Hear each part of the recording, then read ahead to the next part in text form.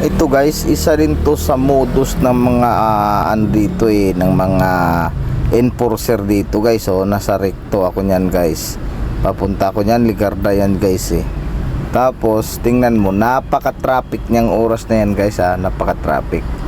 Pero yung kaliwa niya guys ang luwag kasi nga yung mga siraulong enforcer diyan, hindi kasi pwede naman kasing yung stoplight niyan isabay niya pag go sa kaliwa. Pero hindi ko maintindihan kung bakit naka-stop yung kanan diyan, nakago ang tingnan mo, nakago ang kaliwa. Hindi na, wala namang crossing yan diyan kasi yung kanto na yan, Jollibee yung kanto na yan so matik pwedeng yung pakanan guys, pwedeng pa diretso lang yan. Tapos yung kaliwa, pwedeng i-stop mo yung kaliwa, pwede i-stop and go.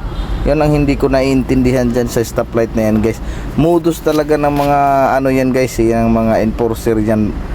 Dami nang nahuhuli dyan guys. Wala silang pinipiling mga yan wala silang pinipili. Huhulihin ka talaga pag nasa kaliwa ka tapos padiretso ka guys. Kaya mag-iingat tayo dyan banda sa may Ligarda lang yan guys. Okay, thank you.